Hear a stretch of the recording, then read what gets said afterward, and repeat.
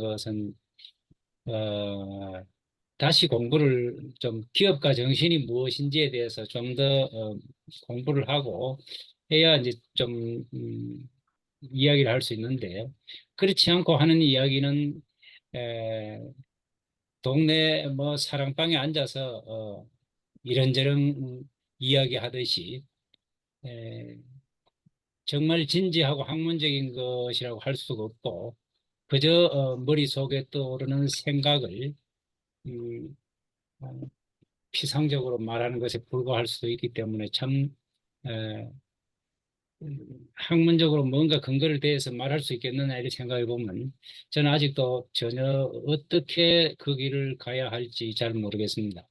그런데 또 제가 기업가 정신에 대해서 유학과 연결시키는 이런 음,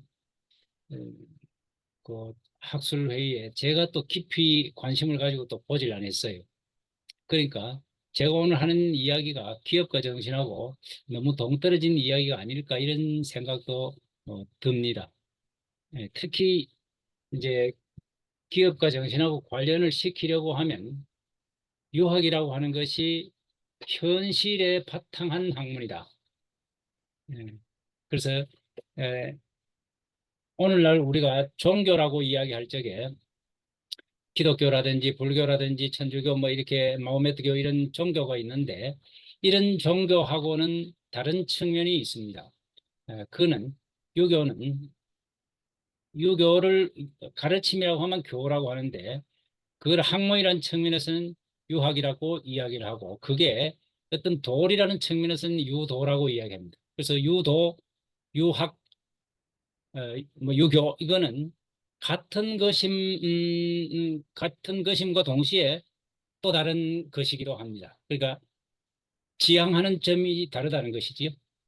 근데 어, 그 유교라고 하는 것을 말하자면 종교라고 하는 측면에서 이야기하면 이 유교는 현실에 바탕을 둔 현실하고 밀접한 이런 모든 이야기를 다루는 어, 이제 말하자면 종교입니다. 그래서 현실에서 부모 형제 간에는 어떻게 살아가야 하는가? 그다음에 벗들과는 어떤 관계로 살아가야 되냐, 상하 관계는 어떠해야 되는지, 이 사회 속에서 일어나는 온갖 일들이 전부 그 유교의 가르침 내에 다 들어있는 것이죠. 에, 잠깐 백 선생님, 예, 예. 이제 주가 주최 측에서 조금 이제 전체 전반적으로 그 강의 시작의 인사만 하고 이제 들어가야 되겠습니다. 정대 아, 교수님, 학장님, 예. 이제 전반적인 시작을 좀 해주시죠. 예, 예. 예, 예, 예, 반갑습니다. 죄송합니다. 예. 예, 예. 우리 사실은 오늘 이상필 교수님 모시고 사실 우리 학교에서 흑은수 교수님과 함께 아마 남명학에 대해서 가장 또 많이 아시고 또 우리 경상국립대학교의 한문학과를 대표하시는 교수님이신데 사실은 교수님을 좀 어렵게 모셨습니다. 사실 그래서 오늘 또 남명뿐만 아니라 유교나 이런 전체적인 걸 조금 우리가 더 공부하고 사실은 기업가 정신이라는 걸 우리 경영학에서 얘기하지만은 사실 유교나 남명학과 우리가 어떻게 연결시키는가 이런 걸 지금 연구하기 위해서 공부하고 연구하기 위해서 이 아카데미를 만든 거거든요. 그래서 아직까지는 상당히 뭐 단정적으로 얘기하기는 힘들지만은 이 가설을 어떻게 이제 실제로 우리가 증명하고 또 그것을 통해서 대한민국 기업가 정신의 상당히 뿌리가 뭐 사실 많은 우리 경영학에서도 옛날 유교 경영학이라는 용어를 썼습니다. 사실은 그러다가 또 많은 사람들이 반론에 부닥치다 보니까 유교가 캐캐먹은 것인데 왜 경영학이 갖다 집어졌느냐 이런 경영 철학이 근데 많은 우리 선대 뭐 상업주들의 대부분들은 사실은 유교의 바탕을 둔 어떤 경영 철학을 가지고 계시고 기업가 정신을 기반으로 해서 우리의 큰 비즈니스를 일으켰고 그것이 지속 가능한 오늘날 하나의 기업으로 계속 이어지고 있거든요. 그래서 유교 경영이라는 말도 사실은 뭡니까? 유학의 하나의 중요한 부분이고 그러다 보니까 이 경영과 유교를 어떻게 보면 잘 이어서 또 특히 우리 조선의 성리학과 남명선생의 생각 이런 것들을 이어야만이 우리가 오늘날 기업들이 사실은 살아가는 데 있어서 또는 지속 가능한 기업으로 가기 위해서는 그런 정신적인 지주가 없이는 하루아침에 망일 수도 있거든, 사실은요. 그래서 제가 오늘 조금 전에 저녁에 했는데 박사과정 학생 그 뭐 박사학위 받은 학생 근데 하고 뭐 자기 선배가 한 분 오셨는데 이분이 매출을 한 1,000억 정도 하는 유통회사를 하다가 한 15년 하다가 한 3년 전에 망해서 고향에 낙향하시더라고. 보니까 그렇게 큰 기업을 하다가도 하루아침에 망합니다, 사실은. 그래서 이런 것들이 뭔가 정신적인 뿌리나 특히 본인 창업주뿐만 아니라 뭐 경영자들 그리고 전 종업원들이 그런 것들이 무장돼 있지 않으면 실제로 이 지속 가능하기 힘들거든요. 그래서 그런 측면에서 우리가 그런 것들을 좀 더 탄탄하게 만들므로써 그것이 어떤 우리 학문적으로도 뒷받침이 되고 또 실제 뒷받침된 뭐 사례를 연구함으로써 그렇게 하려면 우리가 이제 한문학을 하신 분과 특히 이제 그 우리 경영학을 하신 분들의 사실은 이 일종의 융합 연구죠, 그죠? 인문학하고 경영학 융합 연구가 상당히 중요한 시점에 와 있습니다. 그래서 우리 이상필 교수님 같은 정말로 우리 한문학에서 세계적인 석학분들이 이제 좀 말씀하신 내용은 우리가 그걸 받아서 다시 해석하고 또 공부하고 해서 정말로 이게 그 우리 경영학이나 다른 사회과학과 접목시키는 그런 쪽이 하나의 시발점이 된다고 생각합니다. 그래서 오늘 사실은 어렵게 우리 이상필 교수님 모셔서 강의를 듣게 돼서 대단히 영광스럽고요. 그래서 오늘 교수님께서 편안하게 그냥 말씀하시면 됩니다. 그런 내용들을 우리가 또 계속 공부하는 하나의 아젠다를 던져주시면 더 좋고요. 예. 그렇게 해주시면 감사하겠습니다. 오늘 김기찬 교수님께서 아마 그 회장님께서 못 오셔가지고 아마 이게 녹화를 해가지고 아마 또 들으시거든요. 그래서 듣고 또 공부도 하시고 하면 아마 많은 도움이 될 겁니다. 예. 교수님 그럼 아까 이어서 말씀해 주시면 감사하겠습니다. 예, 예. 그리고 이제 유학을 그 기업가 정신하고 연결시키는데 저는 기업가 정신이 무엇인지 자세히 제대로 알고 있지는 못합니다. 대개 에, 기업가 정신의 제일 중요한 것은 우선 이윤을 추구하는 거 아닌가, 이런 생각이 드는데 그게 제일 먼저 이윤을 추구하는 거라고 하면 잘못인지 그건 잘 모르겠습니다만은 일단 이윤 추구하는 게 안 들어갈 리는 없지 않겠나 이런 생각이 드는데 이윤을 추구하는 것이 기업의 중요한 목표 가운데 하나라고 하는 호점을 상기시키면 공자가 이야기하는 정신하고는 정신이 좀 다르게 이해해야 될 측면이 없잖아요. 있다는 겁니다. 그 공자는 에, 사람을 군자와 소인으로 자꾸 구별을 많이 했어요. 그래서 군자와 소인으로 구별한 이유는 사람이 모두 군자고 모두 소인인 쪽으로 가게 하려고 하는 게 아니고 저는 그래 봅니다. 사람이 군자가 될 수 있는 방향으로 끌고 가는 게 공자가 추구한 것이 아니었나 이런 생각을 해요. 그래서 사람 속에 들어있는 선한 마음을 확장해 나가면 군자가 되고 사람 속에 들어있는 욕심을 계속해서 이제 키워 나가면 소인이 된다는 거예요. 그 소인은 사람이 그냥 소인 정도가 아니고 아주 나쁜 놈이 될 수도 있고 군자는 선한 정도가 나중에 성인이 되는 정도까지도 갈 수 있고 그런 같은 사람이 에, 서양 사람들의 말에 의하면 천사가 되기도 하고 어, 악마가 될 수도 있다는 거예요. 같은 사람이. 그게 다 한 사람한테 들어있다는 거고 그거는 자기 수양을 통해서 끊임없이 이 군자가 되는 방향으로 가야 하는 것. 이것이 공자가 끊임없이 이야기했던 그 가운데 하나인데 그중에 군자 소인 자꾸 구별하는 이야기는 이 인간 중에 인간의 마음 심성 중에 선한 마음을 자꾸 살리자는 쪽으로 이야기한 것이라고 봅니다. 근데 거기에 보면 군자는 유어의하고 소인은 유어리라 이런 말이 있어요. 군자는 이익에 밝고 의리에 밝고 의에 밝고 옳고 그름 하는 그 의에 밝고 소인은 이익에 밝다 이렇게 했어요. 근데 우리는 어떤 일을 만날 때마다 이거 하면 내한테 이로울 것인가 아니면 손해 볼 것인가 이런 이야기를 먼저 생각하는 사람이 있고 이 일을 하면 의로운가 의롭지 못한가 이걸 먼저 생각하는 수있어요. 같은 일인데 근데 공자는 어떤 경우에든지 자기가 만난 일을 의불의라는 측면에서 생각을 해야 군자다운 길로 가는 거고 이것이 이익이 되냐 손해가 되냐라고 생각하면 소인으로 가는 길이 된다는 거예요. 그래서 이익을 추구하는 것 자체가 나쁜 것은 아니지만은 이익을 추구하는데 매몰되다시피 하면 나중에는 나쁜 쪽으로 갈 가능성도 많다는 거예요. 그래서 결국은 소인이 된다고 이야기하는 것이지요. 그런 측면에서 논어에 나오는 공자의 정신을 생각해 보면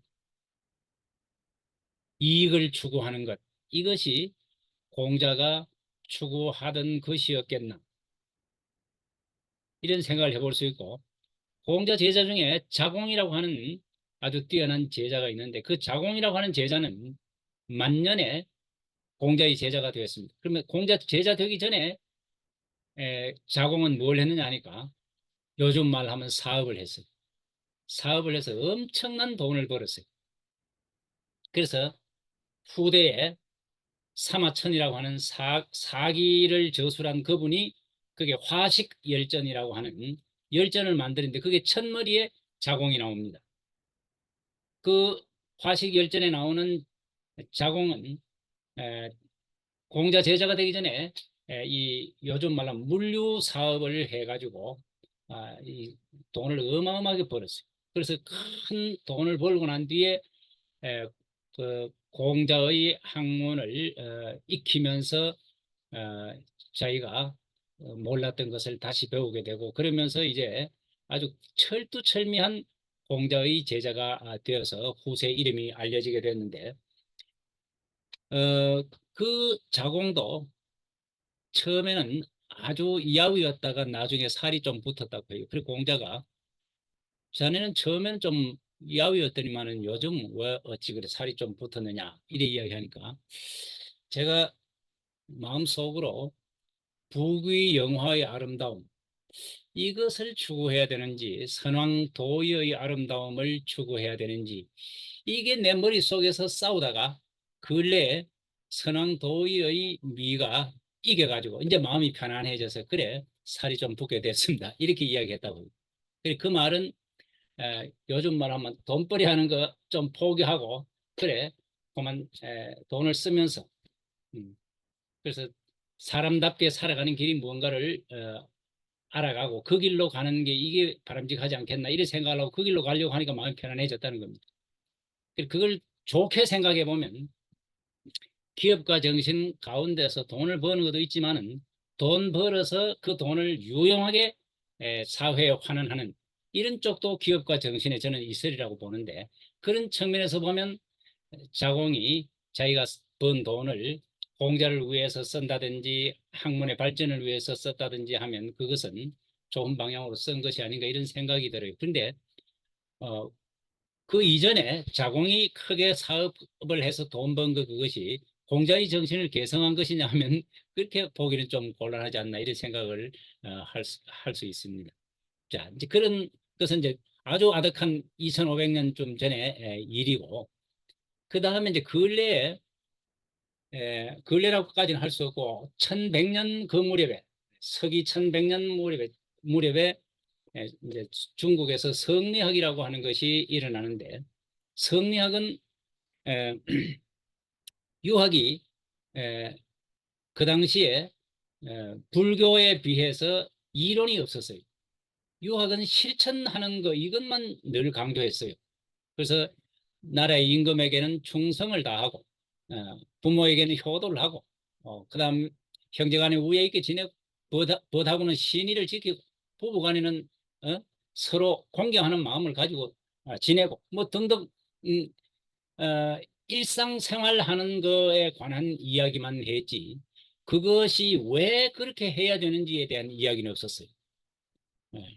이 이론이 없었어요. 그런데 불교에는 어마어마한 이론이 있어서 그 당시에 불교가 성대하게 세력이 확장되는데 따라갈 도리가 없었어요. 그래서 그 불교의 그 성대한 이론에 대응하기 위해서 유가에서도 이론을 만들어냈는데, 그 이론을 만들어낸 그 유학을 성리학이라고 하게 된 것이고, 그것이 우리나라 고려 중엽 이후로 흘러 들어와서 우리나라 조선시대에는 온통 성리학의 시대가 되었습니다. 그런데 우리나라에도 성리학이 들어오기 이전에 유학이 있었어요. 그 유학은 공자 이래의 유학을 원시 유학이라고 하는데, 원시 유학에서는 이론보다는 실천을 중시했어요. 그런데 그 정자조자가 정자조자가 만들어낸 성리학 시대의 이론이 이야기돼 가지고 이와 기가 어떻다. 그다음에 심성, 그 마음을 성과 정으로 나누어 가지고 성은 어떻고 정은 어떻다. 뭐 그런 식으로 선악과 성정과 이기 이런 이야기를 논리를 들이대 가지고 왜 우리가 부모에게 효도해야 된다 이런 등등 이야기를 만들어냈어요. 그런데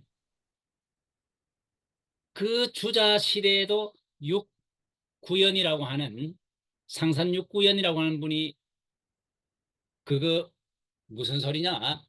에, 지식이 그래 많으면 뭐 하느냐? 그다음 그걸 이론으로 하면 그 이론이 머리만 아프지 그게 실천하는 게 중요하지 무슨 소용이 있느냐? 이렇게 해가지고 두 사람이 아주 심각하게 서로 자기 견해를 굽히지 않고 주장을 하게 되는데 그 두 분이 다 유학자로서는 이름난 분인데 우리나라에서는 정자주자의 학문만 받아들였어요. 그게 원래 받아들일 때부터 그랬다가 조선시대 들어오면서 회제와 퇴계에 이르러 가지고 그것이 아주 심화 발전하면서 이 아까 이야기했던 육구연과 그 후대의 명나라 때 학자인 왕양명의 사상은 바람직하지 못하다고 이단이라고 몰아붙이고 정자주자의 학문만 핵심으로 받아들이게 됐어요. 그렇게 하면서 이 이제 퇴계에 이르러 가지고 그것이 정점에 이르렀고 그 뒤에 율곡이 나타나고 그 조선 말기까지 계속해서 그 이론 가지고 끝까지 논란이 있었어요. 이게 조선시대가 망할 때까지 그랬고 조선시대가 망하고 난 뒤에도 한문하는 사람들은 계속해서 그것 가지고 이야기했어요. 그걸 이야기할 줄 알아야 뛰어난 학자라고 이야기했을 정도입니다. 그런데 남명 선생은 그거 별로 바람직하지 못하다. 정자 주자가 한 이야기만 해도 어지간하다. 더 이상 이론에 관해서 자꾸 이야기하는 게 바람직하지 못하다. 유학이 바로 실천하는 건데 실천하지 않고 이론 가지고 자꾸 떠드는 게 무슨 소리가 있느냐? 무슨 이익이 있으면 무슨 소용이 있느냐? 이런 이야기. 그래서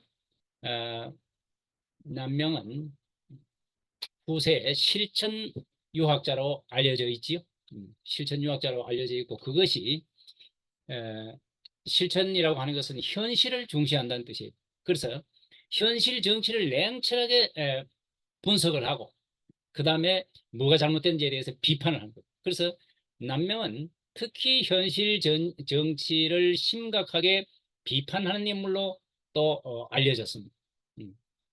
그래서 근래까지 남명학파가 남명학문이 크게 번창하지 못한 이유 가운데 하나는 저는 그렇게 생각합니다.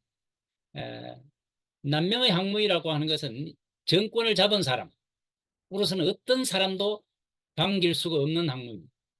자기 정권 잡은 사람을 계속해서 비판하는 게 남명이거든요. 그래서 정권을 잡고 있는 사람이 비판받지 않을 일을 할 수가 없단 말이죠. 언제나 비판받을 게 있는데 남명학파는 맹렬하게 비판하는 사람들이죠. 그러니까 남명학파가 조선시대에 대접을 못 받았던 이유가 있었던 거고 그 뒤로도 오늘날에도 현실적으로도 어려운 점이 많습니다. 오늘날도 남명학 연구하는 데 있어서 정부 쪽에서 지원을 적극적으로 많이 해주지 않아요. 퇴계학파 지원해주듯이 그렇게 지원을 많이 안 해줍니다. 그거는 물론 다른 이유들이 있겠지만 남명의 학문이 갖고 있는 이 현실 비판 의식 이게 보통 심각한 게 아니라는 임금이 다스리고 있던 그 시절에도 목을 내놓고 임금의 어머니를 과부라고 하고 임금을 아무런 능력이 없는 사람이 어린애가 아버지가 임금이었기 때문에 그저 임금 된 사람에 불과한 그 임금이 뭘 알겠느냐는 식으로 이야기를 하고 임금의 한마디에 죽는데도 불구하고 그렇게 이야기한 사람들이니까 그 참 좀 머리 아픈 존재지요. 이제 그런 식으로 현실을 심각하게 비판했던 이런 류의 인물들이 이제 말하자면 난명학파다. 근데 그 난명의 그 정신, 그것이 어디서 온 것이냐? 그러면 그건 역시 공자 이래의 에, 그 이제 실천 정신에서 온 것인데, 그 가운데서 후대의 정자주자가 이룩한 그 성리학, 거기서도 들어오고, 물론 그것은 말할 것도 없고, 그 이외에 그 당시까지 있었던 불교라든지 노자장자라든지 이런 쪽에서 받아들일 만한 것이 있으면 받아들일 마음에 이 개방적인 자세가 되어가 있었어요. 그 어, 육상사이나 왕陽明의 정신은 말할 것도 없고, 그런 사고방식을 개방적인 사고방식을 갖고 있었기 때문에 조선시대에는 또 정자주자의 학문만 정통이라고 생각했던 학자들한테는 심각한 비판의 대상이 되기도 했지요.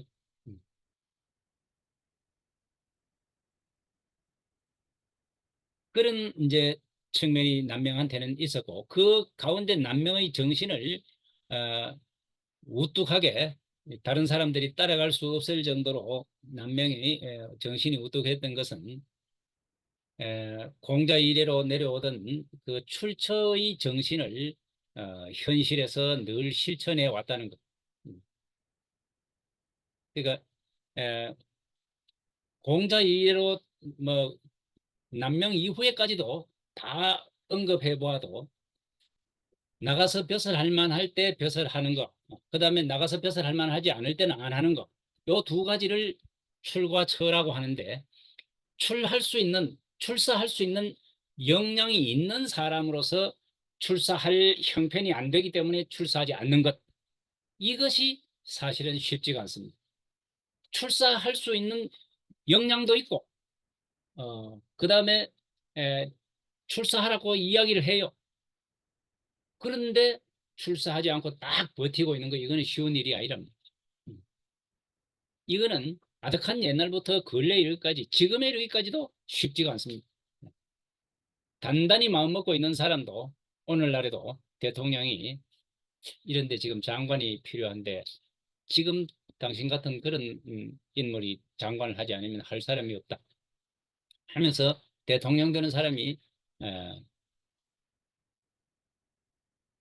좀 해달라고 사정을 할 때 그거 안 나가기가 쉽지가 않지요. 음, 정말 어렵습니다.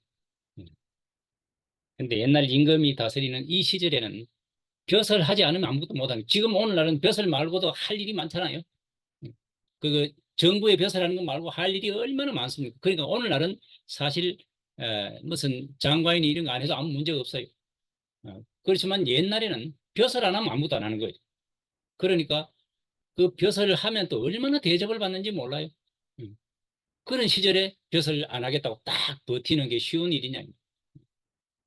그 남명 같은 경우는 평생 여러 임금들한테 여러 차례 벼슬 제의를 받았지만은 끝내 사양하고 한 번도 벼슬길에 나가지 아니했습니다.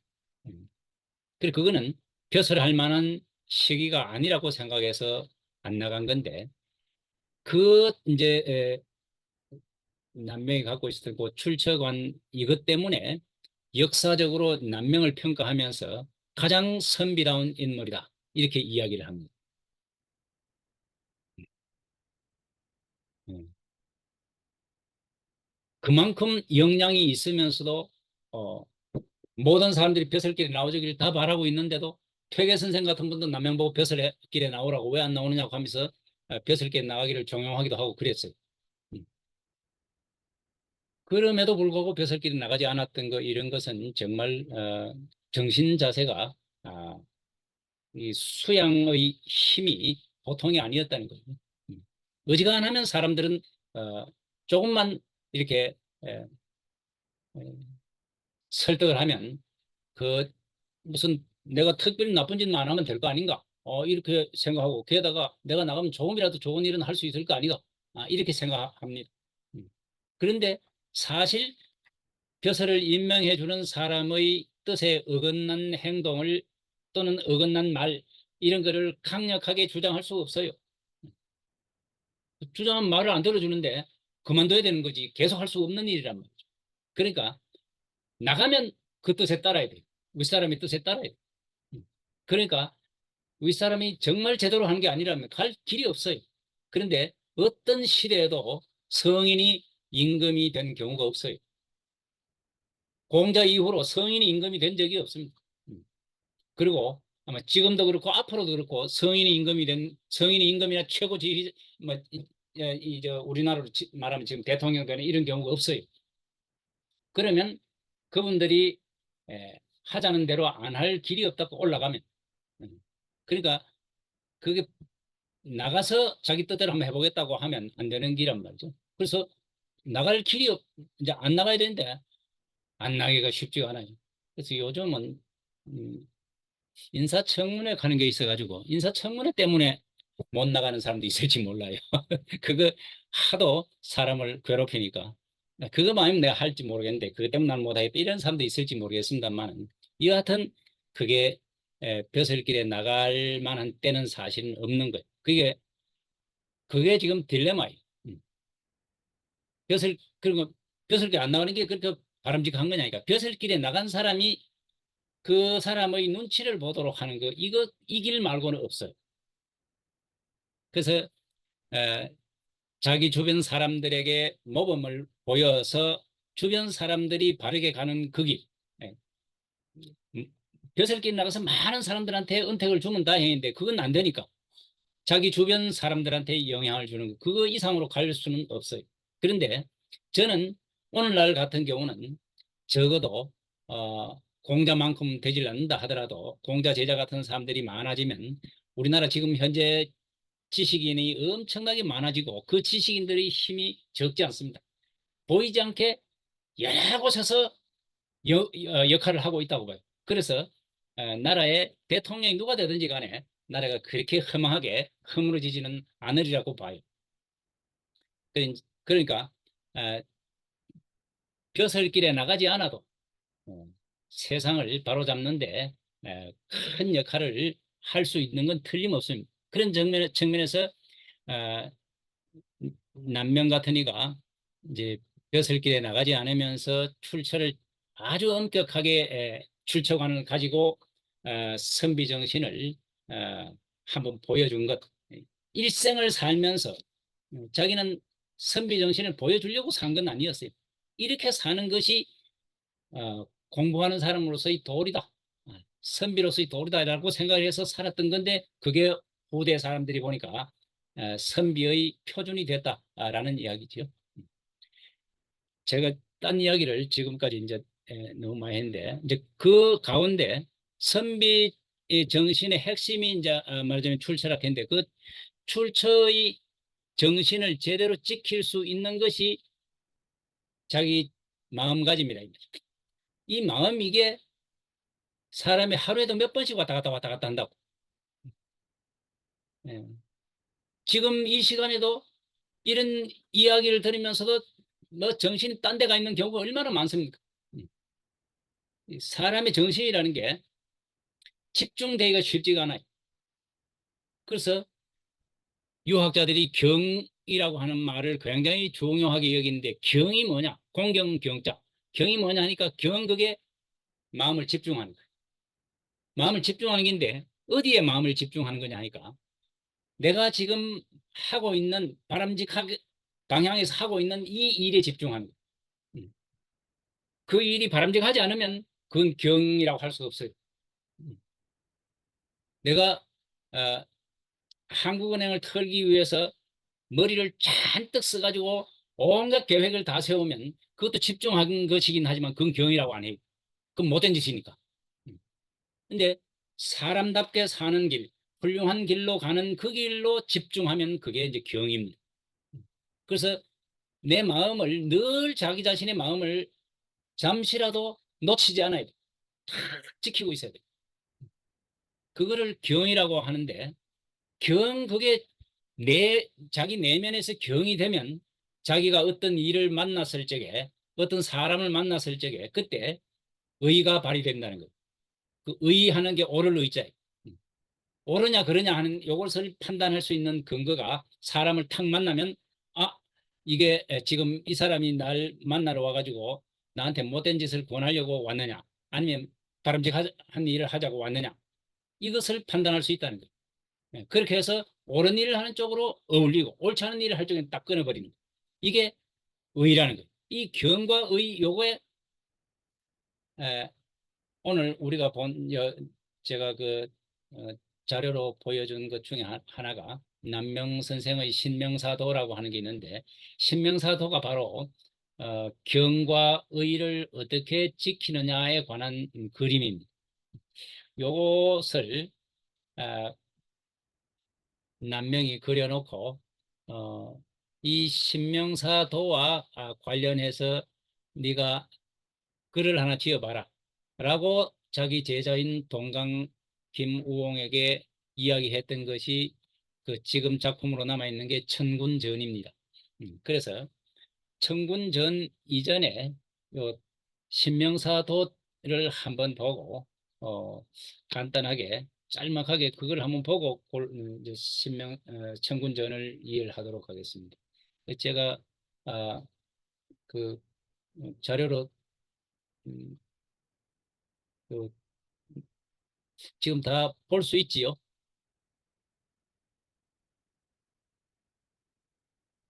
어떤지 잘 모르겠습니다. 예, 다 가져 있습니다. 그림을 보면서 제가 설명을 하겠습니다. 이 이제 신명사도라고 하는 이 그림은, 이게 사진 그림인데, 이게 그 뇌룡사라고 하는 곳에 남명 선생 예전에 사셨던 곳에서 대대로 보관해 내려오던 그림입니다. 근데 위에 신명사도라고 되어 있고, 그 안에 성곽처럼 되어 있고, 그 안에 집이 한 채 있는데 집이 신명사라고 되어 있습니다. 그리고 신명사 안에 태일군이라고 있는데, 이게 이제 임금이지요. 임금인데 이 임금이 사람의 마음이에요.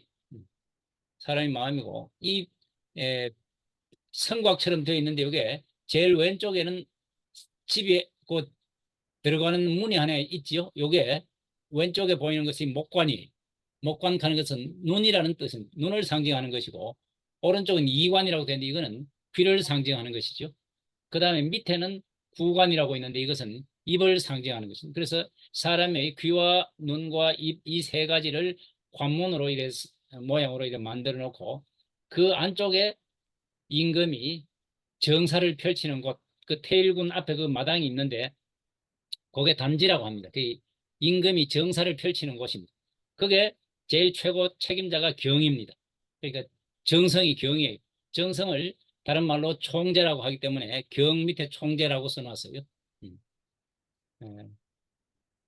그래 이제 이 총재가 임금과 합해서 여기서 정치를 펼친다라는 뜻입니다. 그리고 왼쪽에 왕도 천덕이라고 하는 게 있는데 이거는 정치의 목표입니다.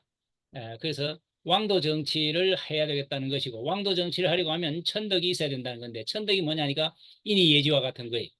그다음 왕도는 뭐냐니까 정치에 있어서 요순부터 내려오는 정치의 핵심은 윤집골중이라고 하는 말입니다. 진실로 그 중용의 도를 잡아라 하는 건데, 딱 알맞은 것, 그 상황에 가장 알맞은 것을 하는 것을 윤집골중이라고 합니다. 그래서 우리가 오늘날 어떤 일을 만나서도 그 상황에 가장 알맞은 행동이 집중해. 그게 왕도 정치입니다. 그러니까 이게 개인적으로도 내가 어떤 상황을 만나든지 그 상황에 가장 알맞은 방법으로 행동을 하는 거, 이게 왕도에 따른 행동이라고 볼 수가 있습니다. 그런 식으로 이제 이 경이 정신을 늘 차리도록 하는 이 경이 정신을 차리게 하면 임금이 자기 마음이 바른 마음을 가지고 있다 이 말이죠. 근데 이 이관, 구관, 목관을 통해서 욕심이 들어와요. 욕심 들어오는 게 이게 외적이 쳐들어오는 거와 같다고 본 거예요. 근데 이 욕심이 들어오는 걸 막아야 되는데 막는 것은 경이 마음속에서 내가 관심을 안 써야 돼요. 욕심에 대해서 욕심을 부릴 생각을 안 해야 되는데 혹시라도 그래도 들어오게 되면 이 밑에 구관 밑에 백규와 대사구가 있지요. 그 글자가 한자로 써놓은 건데 백규 대사구입니다. 백규가 여기에 의입니다. 요 이제 총재가 내정의 최고 책임자가 경이고 외정의 최고 책임자가 이제 백규예요. 백규가 최고 책임자고 대사구는 그것을 직접 물리치는 일을 하는 사람입니다. 그래서 백규 대사구가 하는 일이 바로 이제 경에 대해서 의입니다. 그래서 일이 있을 적마다 이 백규가 관여하는 거예요. 일이 없을 적에는 이 경만 있으면 되지요. 그래서 경과 의가 서로 내외로 짝이 되어 가지고 마음을 수련하는 것. 그래서 바른 마음을 늘상 가지는 것. 이것이 이 신명사도가 이야기하는 건데, 요 신명사도의 이야기를 가지고 이제 글을 한번 지어봐라 하니까 이 동강이 천군전이라고 하는 글을 지은 겁니다. 그 천군전의 천군은 태일군이 천군이, 태일군을 다른 말로 하면 천군입니다. 그 천군전은 마음에 관한 정기라는 이야기죠. 마음에 관한 정기라는 이야기인데 우리 사람이 마음을 제대로 먹고 살아야 이제 사람다운 사람이 되는데 그 사람다운 사람이 되려고 하면 요게 그림에 보이는 남명의 신명사도에 보이는 경과 의 이게 제대로 작동이 되면 욕심 이런 게 눈에 보이도 결국은 물리쳐낼 수가 있어요. 근데 경과 의가 제대로 작동이 안 되면 욕심한테 무너지는 거지요. 욕심한테 무너진다는 건 다른 말로 하면 악에 이기지 못하고 악한테 넘어간다는 거예요. 그리고 이제 천군전의 이야기도 바로 그 이야기입니다. 그 이제 이거는 국문학에서는 이것을 심성가전소설이라고 이야기합니다. 소설이라고 이야기해요. 소설이라고 이야기하는데 이건 사실은 소설이 아니고 남명의 명령에 의해서 지은 전기라는 이름으로 지은 마음 수양에 관한 글입니다. 그래서 이게 경의를 다른 말로 천군전이라고 하는 이 이름을 붙여서 경과 의가 어떻게 작용해서 사람의 마음을 제대로 수양하느냐 하는 이야기를 해놓은 글이 이 천군전입니다. 그 천군전 이야기를 지금 꼼꼼하게 읽어가면서 지금 설명하기에는 시간이 좀 넉넉지 못한데 그 신명사 이 천군전 그 번역된 거하고 남명의 신명사도명 하는 게 신명사도 안에 명이 있습니다. 그 신명사도 그림의 왼쪽 아래 부분에 보면 그게 한문으로 빡빡하게 글이 쓰여져 있는데 이게 신명사도 명이에요. 그게 보면 제일 처음에 오른쪽에서 제일 처음에 보면 태일진군 명당 포정 이렇게 되어 있는데 그거 제가 이 번역해 놓은 것이 그 남명의 신명사도명 하는 것이 그게 제가 나누어 준 자료 안에 들어 있습니다. 그래서 요 남명의 글하고 그 동강의 글을 같이 대조해서 읽어보면 동강 선생의 학문이 남명 선생의 학문 정신을 제대로 개성했기 때문에 저렇게 나온 게 아닌가 하는 것을 알 수가 있습니다. 그리고 동강 선생은 1563년에 남명 선생의 외손녀 서가 됐어요. 외손녀의 남편이 됐단 말이죠. 그러니까 동강 선생으로 말하면 자신의 처외조부예요. 남명이 처외조부인데 그래서 결혼하고 난 뒤로 집질해서 제자가 됐는데 과거 급제하고 할 그 무렵에 서울에 가 있으면서 편지를 보내면서 외손녀 서니까 손자라는 뜻으로 편지를 쓰고 처외조부한테 편지 보낸다는 식으로 이야기하니까 그러지 마라 또 이야기하면서 그대와 나는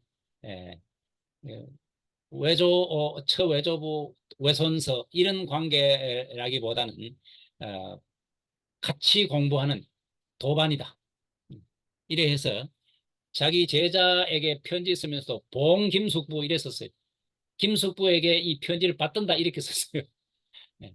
자기보다 나이가 40살 좀 적은 사람한테 편지 쓰면서 봉김숙부 이래 써놨어. 네. 김숙부는 김우홍의 자가숙부예요. 그래서 김숙부에게 이 편지를 받들어 올림 이런 뜻이에요. 예, 그러면서 하는 말이 그대도 공부를 하다가 나에게 공부하다가 좀 이게 새로운 것이 있으면 나한테 알려주고 나도 그대에게 알려주고 이러니까 서로 도움이 돼야 되지 않겠느냐. 그렇지 뭐 손자하고 할애비로 이렇게 칭하고 범상하게 그래 넘어가면 그게 공부하는 사람의 자세는 아니다. 이렇게 할 정도로 이 남명은 동강에게 기대도 많이 했고 또 남명의 자세가 늘 그랬습니다. 제자들에게 훌륭한 사람이 되게 하는데 내가 무슨 역할을 좀 할 수 있을까? 그런 정도고 또 제자들 가운데서도 내가 배울 게 있을 거다. 제자를 통해서 내가 배울 수도 있다고 늘 그런 생각을 했던 인물이 남명입니다. 그러다 보니까 이제 동강이 서울 올라가서 과거급제하고 난 뒤로 임금의 그 교육을 전담하는 사람이 됐어요. 율곡 이하고 같이 경연의 핵심 멤버였어요. 그 경연 관계 임금만 가르치는 그 조정의 대신들이 똘똘 뭉쳐가지고 임금만 훌륭한 인물을 만들겠다고 임금 한 사람 가르치는 게 경연이. 그 경연의 핵심 멤버가 바로 율곡 이이와 동강 김우홍인데 오랫도록 선조의 스승 역할을 했습니다. 그런데 1589년에 기축옥사라고 하는 것이 일어났고 기축옥사의 핵심 인물이 누구냐 하니까 아이고 그 사람 이름 생각이 안 나요 갑자기. 기축옥사를 일으킨 인물이 그 과거 급제해가지고 율곡한테 인정을 받았던 인물인데 만년에 율곡이 죽고 난 뒤에 나중에 동인들하고 친했어요. 그러다 보니까 그 사람이 반란을 도모하고 난 뒤에 죽어버렸어요. 정렬입이 여긴가요? 정열입. 예, 예. 정열입이 붙잡히기 직전에 죽어버렸어요. 자결을 해버렸어요.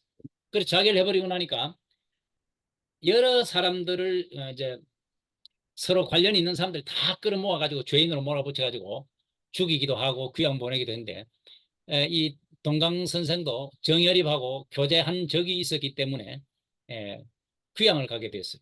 아마 율곡이 살아 있었으면 죽었을지도 몰라요. 정열입을 그렇게 인정해줬던 인물이니까 목이 잘렸을지도 모릅니다. 그 정도로 그런 사건이 있었는데 그래 귀양을 가고 난 뒤에 바로 이제 임진왜란이 일어났어요. 임진왜란이 일어나고 난 뒤로 이제 풀려서 다시 그 신의주 그쪽으로 의주 그쪽으로 이제 찾아가서 임금을 만나고 뭐 이래 이제 그 뒤로 계속해서 임금을 보필하고 했는데 그때 올린 글 가운데 임금한테 올린 글의 내용을 가만히 들여다보면 남명이 생각했던 그런 정신, 신명사도에서 이야기한 정신, 신명사도에서 이야기한 정신 가운데 한 가지는 국군사 사직하는 게 있어요.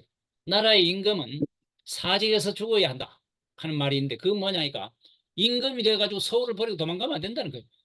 그런데 동강이 귀양가 있는 동안에 임금이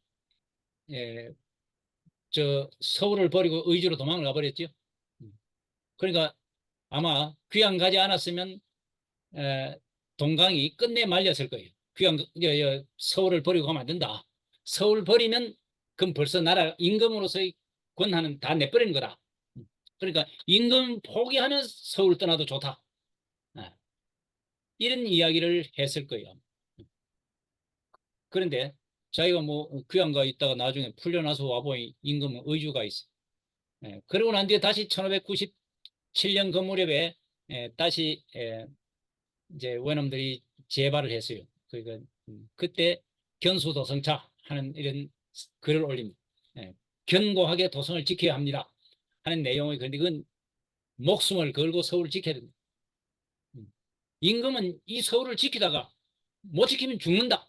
이 생각을 가지고 해야 되고 실제 죽어야 된다. 여기서 못 지키면. 그런 생각을 가져야 된다고 하는 것 등등 그게 올린 글들이 하나같이 임금의 정신을 번쩍 들게 하는 그런 내용들이었는데도 하도 좋은 이야기들을 그 당시에 많이 하니까 임금이 좋은 이야기에 이 사람도 좋은 이야기 저 사람도 좋은 이야기라니까 어느 게 더 좋은 이야기인지 모르고 그만 늘 하는 이야기구나. 이래 해가지고 선조가 좋은 이야기에 둘러싸여가지고 그건 늘 평범한 생각으로 받아들이고 뭐 그냥 선비들 그 임금이 선조가 굉장히 겁이 많은 사람이었어요. 겁이 많으면서 머리는 좋아가지고 신하들끼리 싸우도록 자꾸 만들어요. 신하들끼리 싸우면 임금 힘이 있거든. 신하들끼리 똘똘 뭉치면 임금 힘이 없어요. 그러니까 동인 서인 남인 부인 나뉘도록 해요. 그러니까 저기들끼리 싸우도록 하고 그러면 그 중간에 임금은 힘이 있어진단 말이에요. 그런데 그런 핵심 그런 이제 임금 곁에서 있으면서 좋은 이야기를 해도 임금이 알아듣지를 못해요. 그 결국은 에, 벼슬을 그만두고 1603년에 돌아가시게 되는데 에, 이제 동강의 평생 살면서 했던 일 가운데서 에, 가장 이제 중요한 것은 조정에 나아가서 임금을 한번 어, 바로 잡아보려는 생각을 가지고 평생 노력을 했었는데 에, 그게 뭐 후대 어떤 사람도 마찬가지고 그 이전에 남명도 그런 생각을 가지고 벼슬길이 안 나갔지만 나가서 아무리 하려고 해도 안 되는 건 사실이. 그래서 동강이 열심히 노력했지만 결과적으로 임금이 정말 훌륭한 임금이 될 수 있었느냐 하면 그래는 결국은 안 됐어요. 안 됐는데 그렇다고 포기할 것이냐 라고 이야기하면 지금 오늘날 많은 사람들이 포기할 수는 없지 않느냐 이런 이야기를 합니다. 그러나 이제 정말 제대로 된 정신을 갖고 있으면 내가 가난하게 지내고 남들이 날 알아주지 않더라도 딱 버티고 있는 그런 기상이 있어야 된다는 거예요. 근데 동강 같은 이는 나가서 자기가 배운 것을 한번 실현해 보려고 무진 애를 써다가 일생을 마친 그런 분이라고 저는 생각을 합니다. 제가 요 안에 내용을 꼼꼼하게 할 여가도 갖지 않고 딴 이야기를 많이 했던 것은 좀 그래도 이거를 기본을 조금 베이스를 뭐 이야기해야 안 되겠나 싶어서 하다 보니까 짧은 1시간 내에 하려고 하다 보니까 무리가 많았던 것 같습니다. 그래서 이 청군전이라든지 신명사도에 대한 이해도 제대로 되지도 못했고 나머지 다른 이야기도 제대로 납득이 되는 이야기를 하지 못하고 시간만 1시간을 보낸 것 같습니다. 뭐 시간을 1시간 하라고 했는데 딱 1시간이 지금 벌써 지나버렸습니다. 그래서 뭐 이야기 자꾸 해봐야 예, 또 그냥 길어지기만 할지도 모르고 하니까 혹시 궁금한 이야기가 있으면 질의응답을 하는 과정에서 조금 궁금한 게 해결이 되면 안 좋겠나 이래 싶습니다. 그래서 제 이야기는 여기서 일단 마치겠습니다. 예, 예, 교수님 감사합니다. 네. 사실은 우리가 동강에 대해서는 사실 잘 모르거든요, 보면. 그래서 사실 우리 또 지수에 용강서원이 있고 동강 선생의 많은 업적들을 사실은 보관하고 있고, 그래서 우리 가까이 있으면서도 동강에 대해서는 잘 몰랐는데 오늘 김기찬 교수님이 계셨으면은 또 동강 선생의 또 후손이고 해서 더 또 열심히 들었을 건데 아마 또 녹화해놨다가 들으실 것 같습니다 하고, 또 심산 우리 김창숙 선생까지 그런 정신이 이어져서 하나의 구한말의 독립운동도 하셨고, 또 성산마을에 많은 성산이나 청원리 이런 쪽에 또 교수님 청원리의 이로 선생의 여동생이 심산 김창숙 선생의 부인이죠, 그죠? 예. 그래서 아마 동강 선생 예, 그런 정신을 또 이어받아서 구한말에 또 심산 김창숙 선생께서 또 많은 그 뭡니까 독립 자금을 지수 생산 마을이나 또는 청원리 이런 쪽에서 많이 독립 자금을 이제 조달해 가셨는데 어쨌든 아마 그분의 어떤 그 정신 그런 것들이 아마 제가 그 교수님 강의를 들으면서 야 그게 심산 김상숙 선생이 좀 떠올립니다. 나라가 망했지만 그래도 어쨌든 그런 걸 한번 계속해서 도전하는 정신 이게 이제 기업가 정신이거든 사실은요. 그래서 뭐 그 기업가 정신이 상당히 중요한 정신 중에 하나인데 어쨌든 그 동강 선생에 대해서 우리가 좀 공부할 수 있는 기회를 앞으로도 더 계속 가졌으면 좋겠고 또 다른 어느 누구보다도 그 동강 선생은 또 우리 그 성산 바로 옆에 있는 그 송정리에 많은 또 그 후손들이고 지금 우리 그 김종진 그 선생님께서도 그 동강 선생의 또 후학들이 후손들이고 해서 아마 조금 오늘 좀 조금 더 공부할 수 있는 기회가 돼서 너무 감사드립니다. 또 다음에 또 한번 교수님하고 우리 김종진 박사님께서 또 조금 더 앞으로 계속 더 이쪽을 많이 밝혀주시면 좋을 것 같습니다. 그럼 질의응답을 하도록 하겠습니다. 예. 예.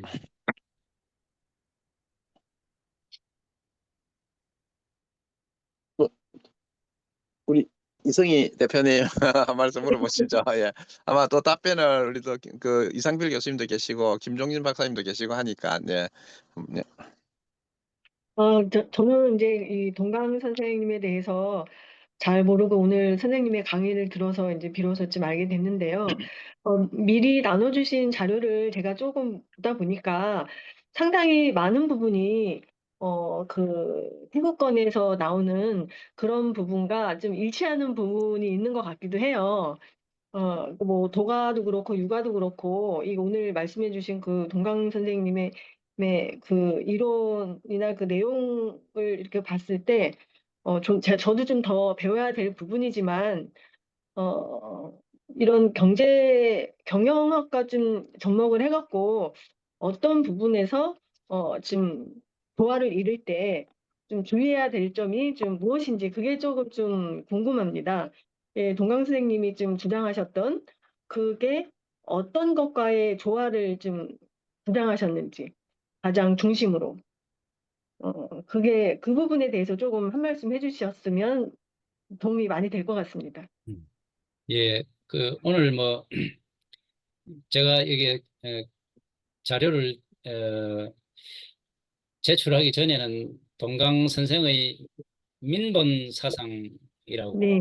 이름 네. 그래 붙였던데 그 누가 그래 이제 아마 주최 측에서 그런 강의를 해 주시기를 바라고 아마 그랬지 싶은데 네. 민본 사상은 동강 선생 아까 이야기한 것처럼 육아의 기본이 민본 사상입니다. 네. 육아의 기본이 민본 사상인데 민본이라고 하는 개념을 갖고 있긴 하지만 현실적으로는 인정하지 않고 네. 백성이 나라의 근본이다. 음. 백성이 그만큼 중요하다. 이 생각을 가지고 정치를 해야 되는데 임금이 백성을 우습게 본 사람 대부분이었습니다. 그리고 벼슬아치들도 백성을 제일 힘없는 사람이 백성이다. 마음속으로 그렇게 생각하는 사람들이 대부분이었다. 근데 네. 이제 정말 이 훌륭한 분들은 백성이 어렵게 지내는 걸 보면 안타깝게 생각하고 그랬어요. 남명 선생 같은 경우는 그 기록을 보면 백성들이 어렵게 사는 이야기를 듣다가는 자기도 모르게 눈물이 나가지고 고개를 이렇게 천장을 쳐다본다는 거예요. 우리 왜 눈물 나면 눈물 흘린 표시를 잘 안 내려고 이렇게 오히려 그런데 눈물이 이렇게 고여 있는 게 보이거든 사람들한테. 음. 그만큼 백성들의 곤고한 어려운 상황을 보면 마음속으로 엄청나게 괴로워했던 인물이 남명이었습니다. 근데 그러면서 벼슬길에 나갈 하면 벼슬길에 안 나가서 그게 서로 모순되는 게 아닌가 어떻게 보면 그렇게 이야기하는데 사실 벼슬길에 나가면 우리 사람들한테는 우리 사람들이 허락하는 대로 하지 않으면 되질 않으니까 결국은 안 돼요. 그러니까 지식인으로서 마음 괴로워하는 도리밖에 없었던 것이죠. 매천황현이 죽으면서 내가 벼슬을 한 적 없지만 그러나 지식인이기 때문에 내가 이 마당에 멀쩡하게 살아 있을 수 없다고 하면서 그래 죽었잖아요. 그러니까 지식인으로서의 책무 이런 거를 이제 늘 생각을 해야 되는 건데 저는 동강 선생 같은 분은 정말 그런 생각을 갖고 있었던 분이 아닌가 이런 생각을 합니다. 근데 그게 이제 무슨 요즘 기업가 하고 꼭 연결이 되는지 그건 제가 하여튼 직접적으로 말하기는 좀 곤란한 측면은 있습니다만, 여하튼 나라 다스리는 것 자체가 경영이, 그래서 경영하는 그게 나라를 다스린다는 뜻이고, 경제하는 것도, 경제도 경세재민하는 것도 나라 다스린다는 뜻이. 경제나 경영이 우리는 오늘날 다르게 이야기하지만 경제 경영 그게 같은 뜻입니다. 그래서 나라 다스린다는 뜻이고, 나라 다스린다는 뜻은 백성들을 구제해서 잘 살게 하겠다는 뜻. 지혜자 그게 구제한다는 뜻이고 잘 살게 하겠다는 뜻이에요. 그러니까 경제 라는 생각, 경영이라는 생각을 다 갖고 있었기 때문에 크게 보면 백성들을 잘 살게 하겠다는 이런 의식을 다 갖고 있었던 분이니까 뭐 그런 생각해 보면 너무 범범하게 아닌 사람이 없는 셈이 되죠. 동강만 그런 건 아닌 셈이 되니까. 그만큼 이제 동강은 아까 이야기했던 것에 비해서 이야기하면 자기 개인의 욕심을 차린다기보다는 철두철미한 이런 의리 정신을 가지고 있었다 하는 이런 것으로 이해를 하면 안 되겠습니까? 예, 네, 예, 감사합니다. 교수님. 네, 감사합니다, 교수님. 그 사실은 이제 우리가 아까 교수님께서 우리가 경영이라는 게 기업가 정신이라는 게 뭐 이윤만을 추구한다 그렇게 이제 볼 수가 있는데 사실은 그것도 하나이지만 오늘날 이제 이해관계자 자본주의를 해가지고 아까 첫째는 자기 종업원들 또 잘 먹여 살리는 것이고 그다음에 또 가장 중요한 소비자들 자기 고객들을 너무 잘 사귀느냐 그리고 국가 세금을 잘 내는 것도 중요하고 이런 것들이 이제 기업이 계속 지속 가능하게 하는 또 같은 그 밸류 체인상에 있는 기업들 간에 서로 협업하는 것 이런 것들이거든요. 그래서 어떻게 보면은 오늘날 경영이 사실은 너무 우리가 일반적으로 생각하는 그런 이윤만을 추구하고 내가 당장 내 기업의 어떤 이윤만을 극대화시키는 그런 쪽에서 이제 벗어나자는 것이 사실 이 포럼을 하고 또 K기업가 정신을 만드는 근본 처지가 거기에 있다고 보시면 되겠습니다. 예. 그리고 이돈희 교수님 오셨네요. 반갑습니다. 예, 오래간만에 오셨는데 네, 한 말씀 반갑습니다. 해주시죠. 예, 예. 네, 안녕하세요. 제가 9시부터 주회의가 있어서 그거 마치고 늦게라도 올 수 있어서 저는 감사한데 죄송합니다. 혹시 늦게 들어오셨지만은 그래도 혹시 뭐 궁금한 게 있으시면 네네. 물어보시면 예, 거의 끝날 때 제가 와서 사실 지금 끝부분만 가지고 질문을 드리기는 조금 어려운 것 같고요. 예, 예, 또 가능하다는 시간이 맞으면 열심히 참여하도록 하겠습니다. 예. 여기 나중에 예, 예, 여기 송치욱 선생이 들어온 것 같은데 예. 카메라 고장이네요 보니까. 송 교수님 이분이 계속 이분이 남명에 대해서 공부를 열심히 하는 분이지요. 예, 예, 예. 아니, 어, 감사합니다. 지금 죄송합니다. 예, 지금 카메라가 고장이 나가지고 예, 예, 예, 강의 지금 재밌게 잘 들었습니다. 아이고. 예. 그럼 다른 혹시 뭐 그 우리 허소미 대표님이나 김영현 원장님 뭐 매일 열심히 들으시니까 소감을 말씀해 주시면 좋을 것 같습니다. 예. 오늘도 공부 많이 했고요. 진짜 탁월한 어떤 그런 시선을 갖고 있다 생각이 듭니다. 그, 어떻게 우리 이승희 그 원장님 얘기하실 때 답변해 주신 걸로 보면 유교의 근본 사상은 민본 사상이다. 그러니까 백성이 이 가운데 있는 그런데 왜 조정에 나가면 백성 눈치를 안 보고 임금 눈치만 보는가?